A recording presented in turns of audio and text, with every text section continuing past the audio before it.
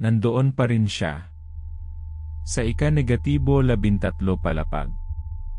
Tumingin sa akin mula sa dilim ng elevator. Kahit alam kong walang ika-13 palapag sa building namin. Hayaan niyo akong ikwento kung paano nagsimula ang lahat. Ako si Anya, 28 years old, at bago lang akong lumipat sa isang high-rise condo sa Bonifacio Global City. Sales manager ako sa isang multinational company at matagal ko ng pangarap na magkaroon ng sariling unit sa GIS. Pakiramdam ko, ito na ang simula ng bagong yugto sa buhay ko. Tuwing umaga bago pumasok sa trabaho, tinitingnan ko ang view ng cityscape mula sa aking bintana. Ang ganda ng sikat ng araw, ang ingay ng trapiko, lahat ng ito ay nagbibigay sa akin ng pakiramdam na buhay ako. Ang building na nilipatan ko ay may moderno at minimalist na disenyo, may 6 na elevator at 20 palapag. Ayon sa agent na si Melanie, walang ika-13 palapag ang building dahil sa pamahiin. Diretso mula 12 GE floor papuntang 14 na GE floor. Ang unit ko ay nasa 15 GE floor, kaya madalas akong gumagamit ng elevator. At dito nagsimulang maging kakaiba ang lahat. Isang gabi, pag-uwi ko galing sa trabaho, sobra akong pagod. Nag-overtime kasi kami para sa isang malaking presentation kinabukasan. Gusto ko na lang umakyat sa unit ko at matulog. Mag-comment ng kung naniniwala kayo sa mga ganitong kwento dahil lalala pa ito. Pagpasok ko sa elevator, ako lang ang pasahero. Pinindot ko ang 15 GE floor at nagsimula na itong umakyat. Habang umaakyat kami, biglang huminto ang elevator sa 13 DE floor, isang palapag na hindi naman dapat umiral. Nagulat ako. Tumingin ako sa control panel at nakita kong nakailaw ang T13. May kasama ka ba? Nagulat ako nang may magsalita. Lumingon ako at nakita ko si Mang Tonyo, ang security guard na madalas kong makita sa lobby. May hawak siyang flashlight at mukhang nag-aalala.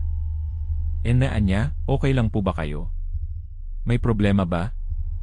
Mang Tonyo, bakit huminto ang elevator sa 13 DE floor? Wala namang 13 GE floor dito, di ba? Ha? Wala po talagang 13 RE floor, Anya. Anong sinasabi nyo? Pero tingnan nyo to. Nakailaw ang 13. At parang umikot yung elevator papunta doon. Baka nagloko lang po ang ilaw, Anya. Tara, subukan nating i-reset. Nagtaas ang balahibo ko sa sinabi ni Mang Tonyo. Alam kong hindi lang basta nagloko ang ilaw. Nakita ko ang 13 na nakailaw mismo sa control panel. At magtiwala kayo, kailangan niyong manatili para sa susunod na mangyayari. Dahil dito talagang nagiging hindi ka panipaniwala. Bigla na lang bumukas ang pinto ng elevator. Dilim ang sumalubong sa amin. Hindi tulad ng ibang palapag na maliwanag ang pasilyo, dito ay puro anino lang ang nakita ko.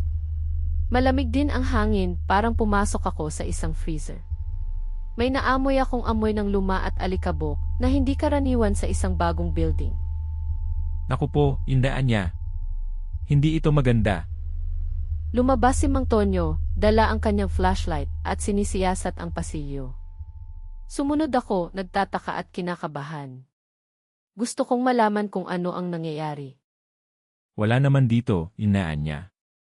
Baka may sira lang talaga ang system. Pero bago pa matapos magsalita si Mang Tonyo, may nakita akong anino na gumalaw sa dulo ng pasilyo. Mabilis itong nawala. Tinitigan ko ang direksyon kung saan nawala ang anino. Mang Tonyo, may nakita ka ba? May gumalaw doon sa dulo. Saan po, Anya? Wala naman akong nakikita. Hinawakan ko ang braso ni Mang Tonyo. Malamig ang kamay ko. Doon oh. Parang tao. Pero ang bilis na wala. Naku, Anya, baka guni-guni nyo lang po. Pagod lang kayo. Bumalik na po tayo sa elevator. Habang pabalik kami sa elevator, narinig ko ang isang malalim na pag-ungol. Hindi ito galing sa loob ng building, kundi parang sa labas, o kaya sa ilalim ng sahig. Nagsimulang manginig ang katawan ko. Anya, pasok na po tayo. Pumasok kami sa elevator at mabilis na pinindot ni Mang Tonyo ang buton para sa lobby. Pero bago pa sumara ang pinto, nakita ko ulit ang anino. Mas malapit na ito ngayon. Nakatayo ito sa gitna ng pasilyo, nakatingin diretso sa akin. Hindi ko makita ang mukha nito, ngunit ramdam ko ang lamig na nanggagaling dito. Parang humihinto ang oras. Pakiramdam ko, tinatawag ako.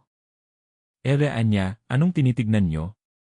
Sumara ang pinto ng elevator at tuluyan kaming bumaba. Pagdating namin sa lobby, halos himatayin ako sa takot. Mang Tonyo, nakikita mo ba ang nakikita ko? Anya, ano po bang nangyayari? Pinagpapawisan na po kayo. Hindi siya ang nakikita ko. Hindi siya. Mula noon, hindi na ako sumakay sa elevator na iyon. Palaging hagdan ang ginagamit ko kahit pa nasa 15 floor ang unit ko. Hindi ko rin sinasabi sa ibang tao ang nangyari dahil baka isipin nila na nababaliw na ako. Alam kong mayroong something sa 13 floor na iyon, isang palapag na hindi dapat umiral.